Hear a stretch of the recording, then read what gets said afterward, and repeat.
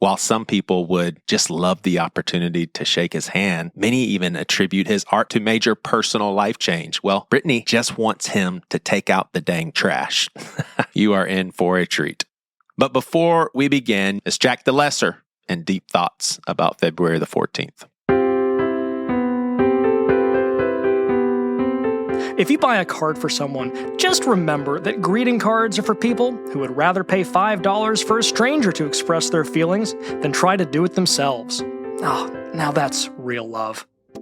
Hey guys, this is Bree Smoke. Welcome to the V-Day Shorts, a mini-series by the Seacoast podcast, Things You Won't Hear on a Sunday. This week, we have multiple conversations in the context relationships. Those with childlike faith, we believe all things will be redeemed one day. Love will reign supreme, changing us throughout all eternity. But given full redemption is still drawing closer and not complete. This week, you'll hear about the lives of family here at Seacoast, all of which are full of love from relationships, but unfortunately also tainted with some of that change agent called pain. The beauty of love, the deepest of pains, is the human experience of relationships. The more we love, the more capacity for joy and pain.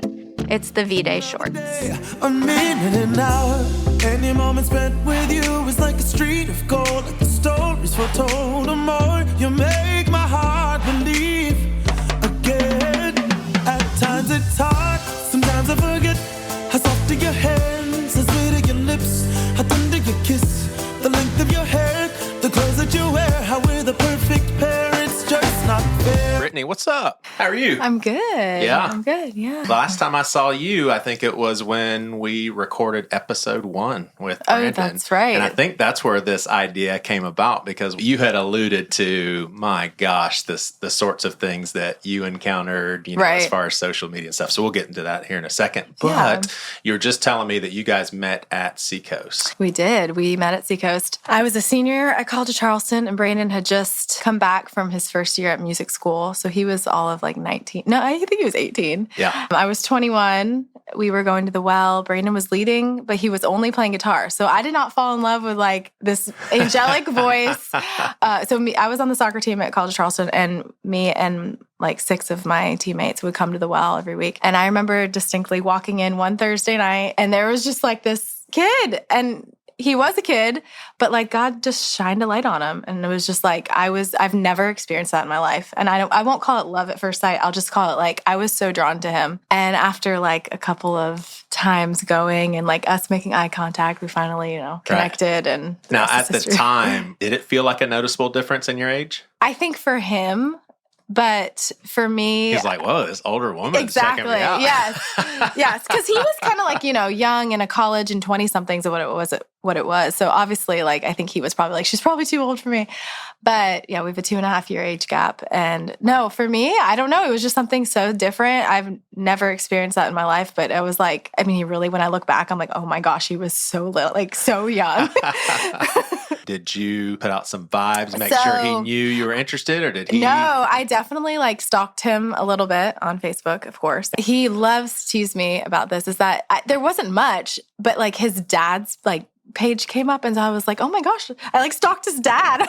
Brandon loves to use that against me. He's like, you totally stalked me. I could tell he was interested. Like, it was very much a mutual, like, he would explain it the same way, but he had to talk to me. He said the silliest things, like, to get my attention, and eventually it led to, like, Facebook messaging. But yeah. It's got to be weird for you, given when you met. You guys are sharing the closest relationship you can share with someone. You see it all. Typical married couple. When did the light bulb go off and you're like, my husband just turned famous? Was there kind of an aha? Well, I don't even like say that to him. I'm like, your ministry's growing, And honestly, he cringes at the word famous because it's just so ungodly, right? Like it's gross. But the truth is, like, people love him because his songs reach them, they touch him. And it's not his fault. It's not like he can say, hey, stop making me famous. Exactly. But I think things kind of blew up 2020. We had toddlers. Like, honestly, I didn't get to go to everything. And so he would be traveling. He would come home and tell me a story about, like, I was in the airport, I got stopped, this. And I think it was really about a year ago when we went to Mexico. And in Mexico, there was people coming up to us, and it really hit me. I'm like, wow, we really can't even go to Mexico now without someone actually recognizing you. And it's beautiful, but I think that was a wake-up call. I was like, oh, wow, even in Mexico, it's not safe. Yeah. Yeah. I want to say to our listeners, I came up with these questions, and you obviously have the option to say pass on any of it. Oh, yeah. Before we proceed, give us kind of a snapshot when he comes off of a crazy long tour. What's the next day look like for you guys? Yeah, so this has been like the ebb and flow of trying to figure out his entry. And I think in any career that a spouse has, like there is, like with travel, it's something you have to figure out. And so we've really, we have had trial and error, and we first know how long Brandon can be gone before I fall apart. And so say he's gone a couple days and he's on a different time zone, and I know he's coming in late and he hasn't had sufficient sleep. I fully give him grace for a day. Like I'm not like, take the kids, I'm out. Right. I really honestly have learned to thrive being one in control of my home, and two, I'm pretty independent. And honestly, I have a rhythm, and sometimes he throws it off. Yeah. He comes home and I'm like, whoa, you need too much from me. I was doing really good. There's obviously frustration because I would like my husband to come home and be rested and all in. But he's always all in with the kids. But, I do have to give him a day or two because it's just the reality of yeah, he's got to feel so depleted. Oh, too. yeah. And traveling is not fun. It's not glamorous. So I usually have a good meal for him, and we spend a little time together and put the kids to bed. And I just, I give him a lot of grace. I let him watch a show that he just needs to put his mind at ease and just be. So we've become homebodies, which is something that I never thought. Brandon is a hardcore social 7, life of the party. And in this season, he is not that way. It's so crazy. Do you enjoy that? Well, I think for so long, I'm so used to him being that way. And I am more of the introvert. And now it's kind of flipping. I'm like, let's go hang out with people. Let's do this. I've been home. Right. So trying to figure out. I need some adults to interact with. As he's changed, I've changed, which is normal and good. But it's definitely I'd like to have some couple friends. But he's like, no, I just want to hang out with you. It's good. We have a few really good couple friends that just take him as he is. And he doesn't feel depleted after being with. And what's the age of y'all's kids? We have a 6-month-old.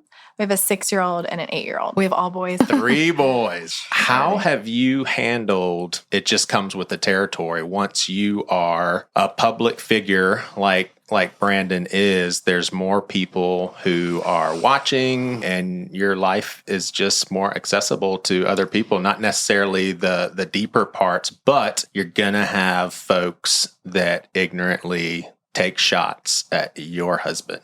I will say this is very fresh. Have you been on Instagram? Is that No, I haven't. We're coming off the Grammys, which was such a high for Brandon. I did not go because it's not my thing. What's not your thing? Being around people? Award shows. Yeah. Oh, gosh. I do not want to glam up and spend 12 hours talking to people, and love him. I pick one a year, and I go all in for that one. But I did not go. What's the latest? The latest is Brandon, and with Mav City, won 4 Grammys, which was a huge deal. Brandon gave the gospel in his acceptance speech. It was beautiful. But because of a performance that happens at a different show after. So all the awards are during the day, and then they go to the night show, and it's just for TV. It's literal trash.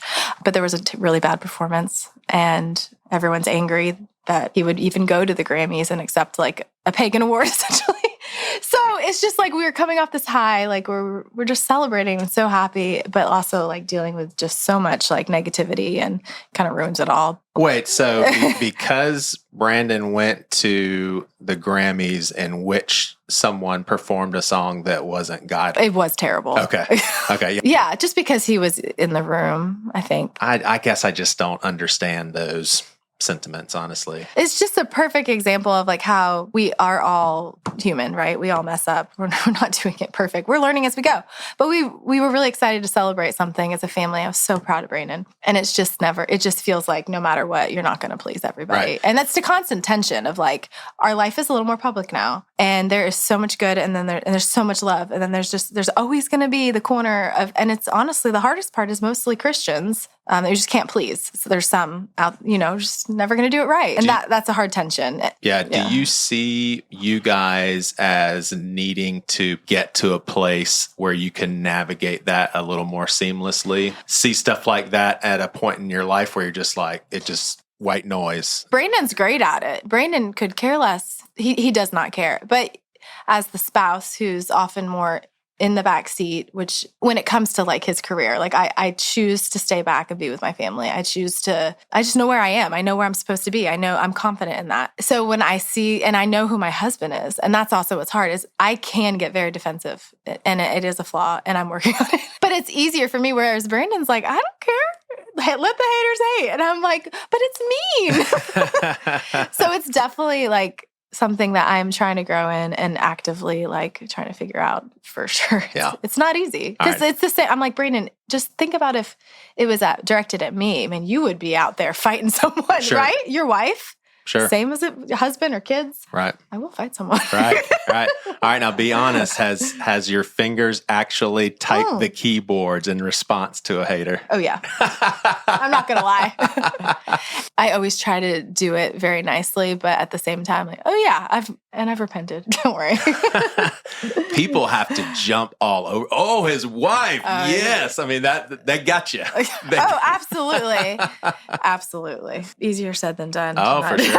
For sure. Tell us some of the crazy stories. Is it safe to say that typically the craze comes from girls with crushes? No, I mean, that stuff does not bother me, like, at all. I'm confident in Brandon, and I do find my husband attractive. So, I mean, that's cool. I mean, you can think he's cute too.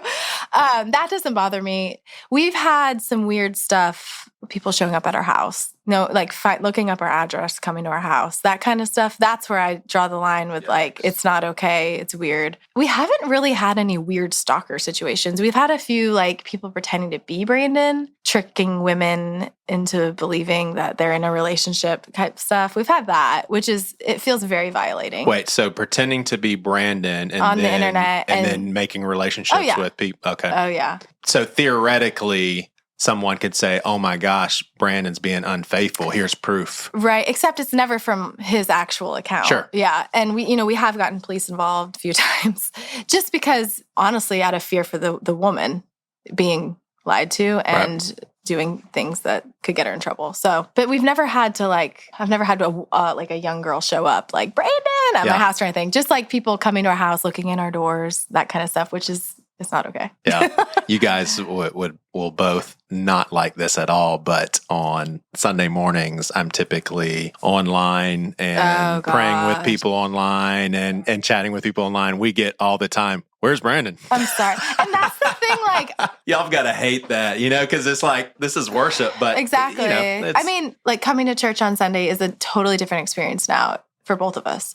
Okay, I think I'll say this. Brandon is so good with people. Like, he carries so much love, and he will talk to anyone, and he will sit and wait for the next person and the next person and the next person, which looks really bad, like after church on a Sunday. Like, there's a line of people to talk to Brandon. But for him, it's literally just listening to people and just giving them love. And he is so drained after, but he stays there until the last person. And there are some days where he's like, Brittany, I can't, let's go, before it even starts. And I've had people say, oh, look, Brandon's down there being famous. And I just want to be like, no, he's actually like laying his life down. He would rather be eating lunch at the restaurant with his family, but we sit and we wait and we hear people. We love them. We pray for them. And so as cringy as it is, it's also like so beautiful at the same time. Sure. Because it's usually just someone wanting to share how Brandon's song has. And so... See, that right there, I think should be a good lesson for all of us, because sure, I could see someone being like, oh, he's just relishing that, exactly. Where in actuality, you guys are serving people. Y'all would rather be at the restaurant. And I will say... like, and I don't mean that you guys don't care about people.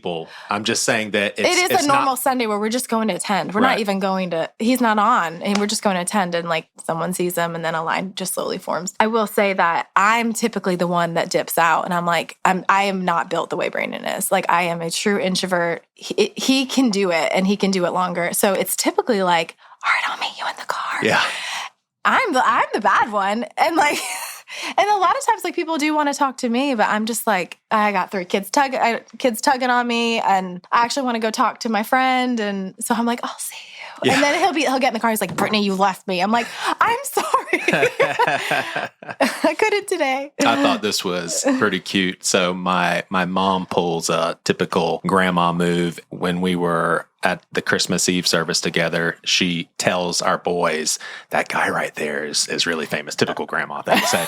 And so my boys, basically 13 and 11, they're in line in the cafe and they get their drinks and everything. Well, my youngest son, he's always been his little unique self. He has long, straight hair. So he's mistaken for a girl a lot, and he just rolls with it. Our boys, when they have the same thing, he rolls with it. Well, good for him. They both come back and they're like, hey, that guy that's famous actually offered to pay for our drinks, but we had already paid for it. And then my son with the long hair and said, he complimented me on my hair, which I did think that was cool, because typically it's, why do you have hair that long? Or, hey, sweetie. But, for a grown man to say, hey, I really like your hair, it was cool. That's sweet. Yeah, it was cool. It doesn't sound as if this is the case. Do you ever feel left out when he's out on the road? I got over that a long time ago. Yeah. And that was even before, that was just in ministry alone. Like, we have been in ministry since the day we got married. Brandon was before we got married. Having kids, like, I can't be at everything. I can't be at every service, every weekday event. And I really had to just and at first I'd be like, so what'd I miss? Like, give me the gossip, like typical young girl. And I've really learned that, like, I don't need the details. It doesn't benefit me. When I feel called to go, I'm all in and I'm not thinking about home. And that's when I know I need to go. And I really pick and choose and pray about what I need to be at with Brandon. And there's a few things I've missed that I'm like, I should have been there, and that's on me. And there's a lot of times where Brandon will be like, I actually really need you at this one. And I'm like, okay, I will figure it out. Can you give some examples of what those situations would be? I think there was like an elevation recording that I made an excuse. I just couldn't be there. He really wanted me there. And then it ended up being like just a really special night where he felt like I just should have been a part of it. It's just stuff like that. It's usually like a worship night. The really big things like passion conferences and all that, I actually don't ever really see Brandon. I'm not really doing ministry with him. He is called to like be with his band. He has sound checks, all that. Honestly, sometimes it just feels like I'm alone. And so I've really learned like the smaller things. Like if he's going to go do like a women's conference at a church that's having him in, a lot of times he'll be like, I want you with me. I want you beside me, and we're going to do this together. And it really makes me feel involved. So honestly, it's usually the smaller things, and it's lonely traveling. And there's times he's gone for what, 2 months, 3 months? No, the longest we've ever gone apart without seeing each other is like 16 days. Gotcha. And we learned that at day 14, I fall apart and Brandon falls apart. When he traveled this summer, we made sure that he flew in at least for 2 days before that we hit the 2-week mark. His tours are usually like 3 days on, 3 days off type thing. We've really gotten good at saying no. And like people will throw money. Like it's hard to say no. Sure. But like we've learned that like it's not worth it. No dollar is worth coming home and feeling like we're not one. Right. So I'm totally fine being home with the kids. Like in all honesty, I have my friends, I have tennis, and like I'm in a really happy place and I've got a good rhythm going. And if I'm not there, like there's a reason I'm not supposed to be there, and I'm totally fine with it. Yeah. Like, I mean, I didn't even want to go to the Grammys. So I don't need to be there. Yeah. But I do know when he needs me there. So Gotcha. No one is above making a mistake. It's just the mark of being human. Anyone can make a mistake. And do you ever worry about him making a mistake with another woman? Okay, I will say this. Brandon Lake loves his wife. Almost so I'm like, I mean, I will say he worships the ground I walk on. He does. My husband loves me so much. I've never doubted that, ever. But it doesn't mean of course he's not human. For me, I really have a fear, and it's something that we talk through a lot. I'm always reminding him of him being put in a situation in which it could look bad. I'm like, you always have to be with your manager. You always have to be with have someone with you. You should never be alone in the hotel. Once you're in your room, obviously, I'm like, someone could trap you in the hall. I don't live in fear of Brandon cheating on me. Of course, anything can happen. And that's any married couple. Anything can happen at any time. But I do not live in that fear at all, because that man loves me and he needs me, and he knows without me, he's done. It's true. But we really have to talk through, and I always have to remind him about just like how things can look, even if it's innocent, how easy it is for one woman to make it look like something that it isn't. And those are conversations we have. And I'll also, like, more so, I live in the conversation with Brandon, and it might be out of fear, yes, but of just him being in a hotel room alone and the temptation that comes with that. And are you struggling do we need to have counseling this week? And, like, honestly, I'll just like straight say it. Like, porn is more my fear. Right. And it's not something that Brandon and I have faced in our marriage. It's something that we walked through before he got married. And he opened up about an addiction before we were married. And, those things still live with us today. Like, you can't really ever unsee things and what those things did to him. So it's definitely a conversation that we have a lot. And it looks like this. Hey, Brandon, you okay? Are you doing okay right now? Are you struggling? And it really hurts when he says, you know what, I actually am struggling. Like, I'm feeling pretty depleted right now, and I need you. I need more of you. And I was like, how can I be any more of me to give you? And it's just, that is like the true marriage, like the biggest things we deal with. It's like, he wants more of me. And I'm like, there's no more of me. Right. But that's 3 kids and 2 dogs and a traveling husband. But no, I do not live in fear of Brandon cheating on me. Yeah. My therapist, I don't remember what we were talking about, but she just made the point. She's like, everyone wants to be a rock star. In other words, there's something appealing about fame for any single human being. It doesn't sound as if you're wired to really relish that, but there's got to be a part of it that's just fun, right? There is. Yeah, that is tough. Like, do you like the fact that some people are searching in Lake's wife? No, I don't like that. I will say it is very nice to, because serving in ministry for so long and being Brandon's wife, like, I was never treated anything special. Like, we were on staff at the church and been at different churches. And I felt like I was never like on the in, right? This is gonna be really honest. And now I'm like, okay, I feel like people actually like see me and like me and want to hear from me. And it's like, for the first time, I'm like, I don't know how I feel about it. It's like, all of a sudden, because of Brandon, it's like people want to know who I am. And it's like, but I've always been who I am. And so that's one thing with like Brandon's fame. It is funny now. All of a sudden people care.